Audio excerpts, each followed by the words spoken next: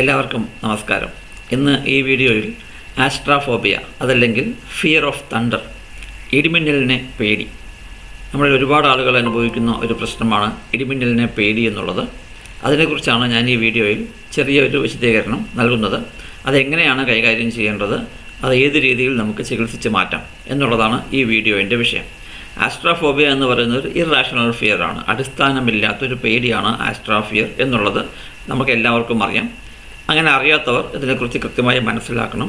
ആസ്ട്രാഫോബിയ എന്ന് പറയുന്നത് ഒരു ഇറാഷണൽ ഫിയറാണ്, അടിസ്ഥാനമില്ലാത്ത പേടിയാണ്.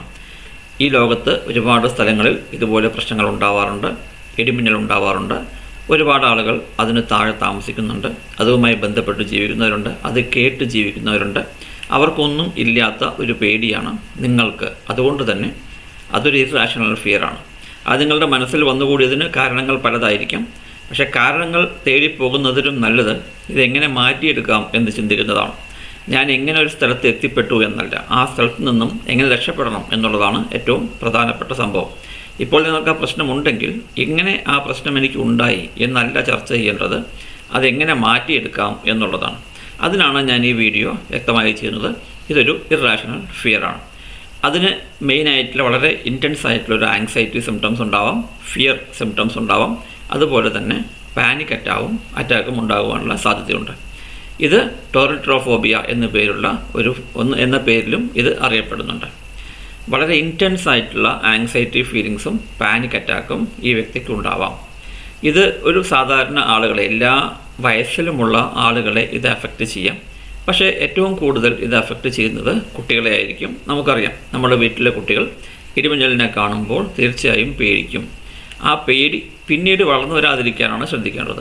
സാധാരണഗതിയിൽ കുട്ടികൾക്കുണ്ടാവുന്ന ഇടിമിന്നലിനെ പേടി എന്നുള്ളത് സാധാരണ സംഭവമാണ്. അത് വളർന്നു വരുമ്പോൾ, പ്രായം കൂടി വരുമ്പോൾ പതിയെ പതിയെ ഇല്ലാതാവുന്നത് നമ്മളെല്ലാവരും കണ്ടിട്ടുണ്ട്. അങ്ങനെ എന്തെങ്കിലും കാരണവശാൽ ഇല്ലാതാവുകയാണെങ്കിൽ നമുക്ക് തീർച്ചയായും ചികിത്സ വേണ്ടിവരും. മറ്റൊരു പ്രധാനപ്പെട്ട കാര്യം, ഈ ചെറുപ്പത്തിൽ ഇടിമിന്നൽ ഒരു കാരണവശാലും കേട്ടിട്ടില്ലാത്ത അല്ലെങ്കിൽ കണ്ടിട്ടില്ലാത്ത ആളുകൾക്കും മുതിർന്നു വരുമ്പോൾ ആദ്യം എപ്പോഴെങ്കിലും ഇടിമിന്നൽ ആദ്യമായി കാണുവാനോ കേൾക്കുവാനോ ഉള്ള സാഹചര്യം വരുമ്പോൾ അവർക്കും ഇതുപോലെയുള്ള ഫോബിയ വരാം, ആസ്ട്രാഫോബിയ വരുവാനുള്ള സാധ്യതയുണ്ട്. ആസ്ട്രാഫോബിയ പൂർണ്ണമായും ചികിത്സിച്ച് മാറ്റാവുന്നതാണ്. സൈക്കോളജിക്കൽ ടെക്നിക്കിലൂടെ തന്നെ ചികിത്സിച്ച് മാറ്റാവുന്നതാണ്, തെറാപ്പികളിലൂടെ തന്നെ മാറ്റാവുന്നതാണ്. മരുന്നിൻ്റെ ആവശ്യം 90% കേസുകളിലും വരാറില്ല. അത്രയധികം ഇൻറ്റൻസ് ആങ്സൈറ്റിയൊക്കെ ഉണ്ടെങ്കിൽ നമുക്ക് മരുന്നുമായി സഹകരിക്കാവുന്നതേ ഉള്ളൂ. സാധാരണഗതിയിലുള്ള ആസ്ട്രാഫോബിയയുടെ സിംറ്റംസ് എന്തൊക്കെയാണ്, അതിൻ്റെ ലക്ഷണങ്ങൾ എന്തൊക്കെയാണ് എന്ന് നോക്കാം. ഒന്നാമത്തെ ലക്ഷണമായി വരുന്നത് സ്വെറ്റിംഗ് ആണ്, വിയർപ്പ്. നല്ല രീതിയിൽ ആ വ്യക്തി വിയർക്കുന്നു. ട്രെംബ്ലിങ്, നമ്മുടെ ശരീരഭാഗങ്ങൾ, കൈകാലുകളെല്ലാം നല്ല രീതിയിൽ വിറയ്ക്കുന്നു. ഇതെല്ലാം എപ്പോഴാണ് സംഭവിക്കുന്നത് എന്ന് നോക്കണം. അതായത് ആസ്ട്രാഫോബിയ എന്ന് പറഞ്ഞാൽ എന്താ, ഒരു പ്രത്യേക ഇവൻറ്റിനെ, ഒരു പ്രത്യേക സാഹചര്യത്തെ വരുന്നതിന് മുന്നേ തന്നെ അതിനെക്കുറിച്ച് ചിന്തിക്കുകയും ടെൻഷൻ അടിക്കുകയും അത് വരുമ്പോൾ അങ്ങേയറ്റം ക്ഷീണിതനാവുകയും ചെയ്യുന്ന ഒരവസ്ഥയാണ് ഈ പറയുന്ന ഏത് ഫോബിയയാണെങ്കിലും. അതുപോലെ തന്നെയാണ് ആസ്ട്രാഫോബിയയും. ഇടിമിന്നൽ വരുന്നു എന്ന സാഹചര്യത്തെ നമ്മൾ മുൻകൂട്ടി പേടിക്കാൻ തുടങ്ങുകയാണ്. ഇടിമിന്നലിനെക്കുറിച്ച് ചിന്തിക്കുകയും ഇടിമിന്നലിനെക്കുറിച്ച് വായിക്കുകയും ഇടിമിന്നൽ വന്നാൽ എന്ത് ചെയ്യും എന്നുള്ള ടെൻഷൻ ആവുകയും ചെയ്യുമ്പോൾ പറയുന്ന സിംറ്റംസാണ് ഇതെല്ലാം. അതായത് വിയർക്കുന്നു, ട്രെംബ്ലിങ്, കൈകാലുകൾ വിറയ്ക്കുന്നു, ശരീരമാസകലം വിറയ്ക്കുന്നു, ശ്വാസോച്ഛ്വാസം ചെയ്യുന്നതിൽ ബുദ്ധിമുട്ട് ഫീൽ ചെയ്യുന്നു. അതിൻ്റെ കൂടെ തന്നെ തൊണ്ടയിൽ എന്തോ തടഞ്ഞു നിൽക്കുന്ന പോലെയുള്ള തോന്നലുണ്ടാവാം.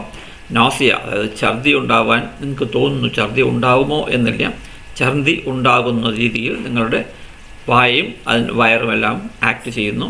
ഹൈപ്പർ വെന്റിലേഷൻ, നിങ്ങളുടെ ശ്വാസോച്ഛ്വാസത്തിൻ്റെ ഗതി വളരെയധികം വർദ്ധിക്കുമ്പോൾ നിങ്ങളുടെ ശരീരത്തിൽ കാർബൺ ഡൈ ഓക്സൈഡിൻ്റെ അളവ് കൂടുന്ന ഒരു പ്രതിഭാസം, അതാണ് ഹൈപ്പർ വെന്റിലേഷൻ, അതുണ്ടാവാം. ഹെഡേക്സ് ആൻഡ് ഡിസിനസ്, തലവേദനയും തലയ്ക്ക് ഭാരമില്ലാത്ത ഒരവസ്ഥയും ഉണ്ടാവുന്നു. എന്തോ സംഭവിക്കുന്ന പോലെ, എനിക്ക് ഭ്രാന്ത് പിടിച്ചു പോകുമോ, ഞാൻ എന്തെങ്കിലും ചെയ്തു പോകുമോ എന്നുള്ളൊരു ചിന്ത. ക്ലിങ്ങിനെസ്, അടുത്തുള്ള ആരോടും ആരുടെ ദേഹത്തിലും ഒട്ടിപ്പിടിച്ചിരിക്കുന്ന ഒരവസ്ഥ, കെട്ടിപ്പിടിച്ചിരിക്കുന്ന ഒരവസ്ഥ. ആങ്സൈറ്റി ഉണ്ടാവാം, ഇനി വരാൻ പോകുന്ന കാര്യം എന്താണ് എന്ന് അറിവില്ലാത്ത ഉത്കണ്ഠ ഉണ്ടാവാം. ദേഷ്യം, ഇറിറ്റബിലിറ്റി, നിങ്ങൾ പെട്ടെന്ന് ഇറിറ്റേഷൻ ആവുന്നു, നിങ്ങൾ പെട്ടെന്ന് ഇറിറ്റേറ്റഡ് ആവുന്നു, പെട്ടെന്ന് ദേഷ്യം വരികയും ചെയ്യാം. മൂഡ് സ്വിങ്സ് ഉണ്ടാവുന്നു, വല്ലാത്ത ഡിപ്രഷനിൽ നിന്ന് താഴത്തേക്ക് പോയി പെട്ടെന്നൊരു നല്ല മൂഡിലേക്ക് വരും, പെട്ടെന്ന് ഡിപ്രഷനിലേക്ക് പോകും. അങ്ങനെ സംഭവിക്കുന്നതാണ് മൂഡ് സ്വിങ്സ് എന്ന് പറയുന്നത്. അതുണ്ടാവാം. മരണഭയം ഉണ്ടാവാം, ഫിയർ ഓഫ് ഡൈയിങ് ഉണ്ടാവാം. അതിൻ്റെ കൂട്ടത്തിൽ പാനിക് അറ്റാക്കും ഉണ്ടാവാം. ചില സമയങ്ങളിൽ പാനിക് അറ്റാക്ക് ഉണ്ടാവണമെന്ന് നിർബന്ധമില്ല, പക്ഷേ പാനിക് അറ്റാക്ക് ഉണ്ടാകുവാനും സാഹചര്യമുണ്ട്. പാനിക് അറ്റാക്കിൻ്റെ സിംറ്റംസ് ഏറ്റവും പ്രധാനമായത് ഹാർട്ട് ബീറ്റ് വളരെയധികം കൂടി നമ്മൾക്ക് തന്നെ നിൽക്കാൻ പറ്റാത്ത അവസ്ഥ ഉണ്ടാവുക എന്നുള്ളതാണ്. അത് ഈ സിംറ്റംസൊക്കെ ഒരു അനിയന്ത്രിതമായ ലെവലിലേക്ക് പോകുന്നതിനെയാണ് പാനിക് അറ്റാക്സ് എന്ന് പറയുന്നത്. അപ്പോൾ ഇതെല്ലാമാണ് സാധാരണഗതിയിൽ ആസ്ട്രാഫോബിയയുടെ സിംറ്റംസ്. ഞാൻ പറഞ്ഞത് ഓർക്കുക, ആസ്ട്രാഫോബിയ എന്ന് പറയുന്നത് ഇർറാഷണൽ ഫിയറാണ്. ആ ഇർറാഷണൽ ഫിയറിനെ കുറിച്ച് വ്യക്തമായി മനസ്സിലാക്കുന്നതാണ് ഇതിൻ്റെ പ്രധാനപ്പെട്ട ചികിത്സാ സമ്പ്രദായം തന്നെ. നിങ്ങൾക്ക് തന്നെ ഇതിനൊരു പരിധിവരെ ചികിത്സിക്കാവുന്നതേ ഉള്ളൂ. അതിനുള്ള ഏകദേശം ഒരു 5-6 ടിപ്സാണ് ഞാൻ ഈ സ്ലൈഡിലൂടെ തരുന്നത്. Number 1, self education. നിങ്ങൾ സ്വയം കാര്യങ്ങളെ പറഞ്ഞ് മനസ്സിലാക്കുക, അന്വേഷിച്ച് മനസ്സിലാക്കുക, വായിച്ച് മനസ്സിലാക്കുക. ഈ ആസ്ട്രാഫോബിയ എന്ന് പറയുന്നത് മറ്റേത് സാധാരണ ഫോബിയയും പോലെയാണ്. പക്ഷേ അതിനെക്കുറിച്ച് ആലോചിച്ചിട്ടാണ് നിങ്ങൾ ടെൻഷൻ അടിക്കുന്നത്. ഇടിമിന്നലുണ്ട്, ഇടിമിന്നൽ ഒരുപാട് ആളുകൾ ഫേസ് ചെയ്യുന്നുണ്ട്, ഓവർകം ചെയ്യുന്നുണ്ട്. പക്ഷേ നിങ്ങൾ പേടിക്കുന്നത് ആ ഇടിമിന്നലിനെ കുറിച്ച് ഓർത്താണ്. ഇത്രയും ആളുകൾ അനുഭവിക്കുന്ന ഇടിമിന്നലിനെ കുറിച്ച് ഓർത്താണ്.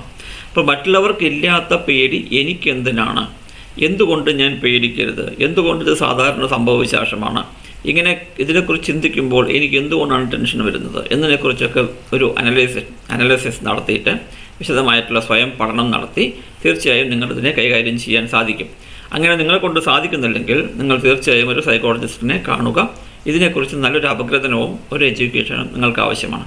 രണ്ടാമത്, ഈ വെതറുമായി ബന്ധപ്പെട്ടിട്ടുള്ള അപ്ലിക്കേഷൻസ്, നിങ്ങളുടെ മൊബൈൽ ഫോണിലുള്ള അപ്ലിക്കേഷൻസ് ആണെങ്കിലും ടി വിയിൽ വെതർ സ്റ്റേഷൻസ് നോക്കുന്നതാണെങ്കിലും ന്യൂസിൽ വീഡിയോ അല്ലെങ്കിൽ നമ്മുടെ ന്യൂസ് പേപ്പേഴ്സിൽ വെതറിനെ കുറിച്ച്, കാലാവസ്ഥയെക്കുറിച്ചിട്ടുള്ള വിവരങ്ങൾ വായിക്കുന്നതിനും പരമാവധി ഒഴിഞ്ഞു നിൽക്കുക.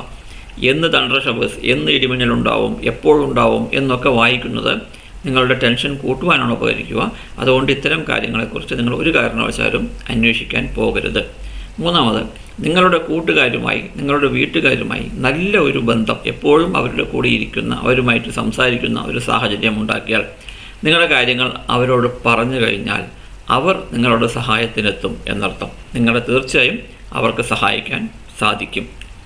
നാലാമത്, ഇങ്ങനെ ഒരു ഇടിമിന്നലൊക്കെ ഉണ്ടാകുന്ന സമയത്ത്, നല്ല മഴയൊക്കെ ഉണ്ടാകുന്ന സമയത്ത് ഇടിമിന്നൽ ഉണ്ടാകുമോ എന്ന് കാത്തിരിക്കാതെ, ഇടിമിന്നൽ ഉണ്ടാകുമ്പോൾ ഞാൻ എന്ത് ചെയ്യും എന്ന് ചിന്തിച്ചിരിക്കാതെ ആ സമയം നല്ല പാട്ടുകൾ കേൾക്കുകയോ പുസ്തകങ്ങൾ വായിക്കുകയോ അതല്ലെങ്കിൽ ആരോടെങ്കിലും സംസാരിക്കുകയോ അല്ലെങ്കിൽ നിങ്ങൾക്ക് ഏറ്റവും ഇഷ്ടപ്പെട്ട രീതിയിലുള്ള, നിങ്ങൾക്ക് ഇഷ്ടപ്പെട്ട വിഷയങ്ങൾ കൈകാര്യം ചെയ്യുകയോ, എന്തെങ്കിലും ആർട്ട് വർക്കോ പെയിൻറ്റിങ്ങോ അല്ലെങ്കിൽ ടി വി കാണലോ ചിത്രം വരലോ എന്തുമായിക്കോട്ടെ, നിങ്ങൾക്ക് ഇഷ്ടപ്പെട്ട കാര്യങ്ങൾ ആ സമയത്ത് ചെയ്യുന്നത് ഈ ഫോബിയയുടെ ആക്കം കുറയ്ക്കുവാൻ നിങ്ങളെ സഹായിക്കും.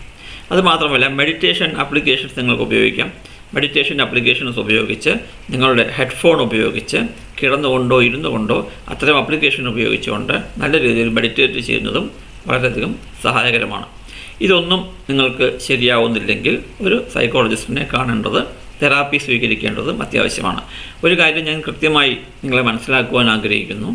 നിങ്ങളുടെ ദൈനംദിന ജീവിതത്തെ പ്രതികൂലമായി ബാധിക്കുന്ന ഒരു പ്രശ്നമാണ് നിങ്ങളുടെ ഈ ഫോബിയ, ആസ്ട്രാഫോബിയ എന്നുണ്ടെങ്കിൽ മാത്രമേ നിങ്ങളൊരു തെറാപ്പിസ്റ്റിനെ കാണാവൂ. അങ്ങനെ ചെയ്യുമ്പോൾ മാത്രമേ, അങ്ങനെയുള്ള അവസ്ഥയിൽ മാത്രമേ ചികിത്സ കൊണ്ട് നിങ്ങൾക്ക് ഗുണമുണ്ടാവുള്ളൂ. അതല്ലെങ്കിൽ ചികിത്സ എന്തിനാണ് എന്ന് സ്വയം ചോദിക്കുക. വല്ലപ്പോഴുമൊക്കെ ഉണ്ടാവുന്ന ഈ ആസ്ട്രാഫോബിയയെ നമുക്ക് തന്നെ കൈകാര്യം ചെയ്യാവുന്നതേ ഉള്ളൂ. അതിന് സൈക്കോളജിസ്റ്റിൻ്റെ ആവശ്യമൊന്നുമില്ല. അപ്പോൾ നിങ്ങൾ കൈകാര്യം ചെയ്യുക. ഒരു വർഷത്തിൽ, നമ്മുടെ കേരളത്തിലെ സാഹചര്യം അനുസരിച്ച് ഒരു വർഷത്തിൽ 1, 2 അല്ലെങ്കിൽ 10, 15 തവണ ഉണ്ടാവുന്ന ഈ ആസ്ട്രാ പ്രശ്നങ്ങൾ, അതായത് ഈ ഇടിമിന്നൽ പ്രശ്നങ്ങൾ, ബാക്കിയുള്ള ഒരു വർഷം മുഴുവൻ ആലോചിച്ച് മനസ്സ് ടെൻഷൻ അടിക്കേണ്ട യാതൊരു കാര്യവുമില്ല. ആ 15 ദിവസം നമ്മൾ മാനേജ് ചെയ്താൽ ബാക്കിയുള്ള 350 ദിവസവും നിങ്ങൾക്ക് ഹാപ്പി ആയിരിക്കാവുന്നതേ ഉള്ളൂ. അങ്ങനെയാണ് ചിന്തിക്കേണ്ടത് എന്നർത്ഥം. ആവശ്യമുണ്ടെങ്കിൽ ഒരു സൈക്കോളജിസ്റ്റിനെ കാണുകയും ചെയ്യാം. ഇതിന് സാധാരണഗതിയിൽ 4 തരം തെറാപ്പിയാണ് അപ്ലൈ ചെയ്യാറ്. ഒന്നാമത് കോഗ്നിറ്റീവ് ബിഹേവിയറൽ തെറാപ്പി. നിങ്ങളുടെ ചിന്തകളിൽ മാറ്റങ്ങൾ കൊണ്ടുവരിക, നിങ്ങളുടെ എമോഷൻസിൽ മാറ്റങ്ങൾ കൊണ്ടുവരിക, നിങ്ങളുടെ ബിഹേവിയർ, പെരുമാറ്റത്തിൽ മാറ്റങ്ങൾ കൊണ്ടുവരിക. ഈ 3ഉം പോസിറ്റീവായ രീതിയിൽ കൊണ്ടുവരിക എന്നുള്ളതാണ് CBT ചെയ്യുന്നത്. രണ്ടാമത് എക്സ്പോഷർ തെറാപ്പി. എവിടെയാണോ നിങ്ങൾക്ക് ഈ പേടിയുള്ളത്, ഈ ഇടിമിന്നൽ സാഹചര്യത്തിലേക്ക് നിങ്ങളെ കൊണ്ടുപോവുക. എങ്ങനെ കൊണ്ടുപോകും? സ്ലോ ആൻഡ് സ്റ്റഡി, പതിയെ പതിയെ കൊണ്ടുപോകുന്നു. അങ്ങനെ ഒരു സാഹചര്യം ഉണ്ടാക്കിയെടുക്കുക. മൂന്നാമത് ACT, acceptance and commitment therapy. ഈ പ്രശ്നത്തെ നിങ്ങൾ അക്സെപ്റ്റ് ചെയ്യുന്നു, അതുമായി പൊരുത്തപ്പെടുന്നു, ഇത് മാറ്റിയെടുക്കുവാൻ സ്വയം കമ്മിറ്റ് ചെയ്ത് മുന്നോട്ട് പോകുന്നു. ഇതാണ് ഈ ACTയുടെ ഉള്ളടക്കം. നാലാമത് virtual treatment therapy. Computer simulations ഉപയോഗിച്ച് നിങ്ങളെ ഒരു റൂമിനകത്ത് ഇടിമിന്നൽ കമ്പ്യൂട്ടർ സഹായകരമായി ഉണ്ടാക്കിയ ഇടിമിന്നലുള്ള റൂമിലേക്ക് നിങ്ങളെ പ്രവേശിപ്പിക്കുന്നു. വളരെ ലോ ഇൻറ്റൻസിറ്റിയിലുള്ള ഇടിമിന്നൽ ഉണ്ടാക്കി പതിയെ പതിയെ നിങ്ങൾ അതുമായി പരിചയപ്പെട്ട് കഴിഞ്ഞാൽ അടുത്ത ഇൻറ്റൻസിറ്റി, വീണ്ടും അതുമായി പരിചയപ്പെട്ട് കഴിഞ്ഞാൽ അതിനടുത്ത ഇൻറ്റൻസിറ്റി എന്നിങ്ങനെ വളരെ പതിയെ പതിയെ എക്സ്പോഷർ തെറാപ്പിയുടെ മറ്റൊരു രൂപമാണ് ഈ വിർച്വൽ റിയാലിറ്റി തെറാപ്പി. ഇതൊന്നും ഫലപ്രദമല്ല. നിങ്ങളുടെ ഈ ടെൻഷൻ, നിങ്ങളുടെ ഈ ആങ്സൈറ്റി, പാനിക് അറ്റാക്സ് എന്നിവ വളരെയധികം ഇൻറ്റൻസ് ആണ് എന്നുണ്ടെങ്കിൽ ഒരു പക്ഷേ നിങ്ങൾക്ക് മരുന്നുകളുടെ ആവശ്യം വരാം. 10% കേസുകളിൽ മാത്രമേ മരുന്നുകളുടെ ആവശ്യം വരാറുള്ളൂ. ബാക്കിയെല്ലാം നമുക്ക് സൈക്കോളജിക്കലി ചികിത്സിച്ച് മാറ്റാവുന്നതേ ഉള്ളൂ. ഈ ആളുകൾ തീർച്ചയായും, ഇങ്ങനെ പ്രശ്നങ്ങളുള്ള ആളുകൾ തീർച്ചയായും സൈക്കോളജിസ്റ്റിനെ കാണേണ്ട അത്യാവശ്യമുണ്ടോ എന്ന് ചോദിച്ചാൽ എൻ്റെ അഭിപ്രായത്തിൽ അങ്ങനെയൊന്നുമില്ല. നിങ്ങൾക്ക് മാനേജ് ചെയ്യാൻ പറ്റുന്നിടത്തോളം നിങ്ങളത് മാനേജ് ചെയ്യുക.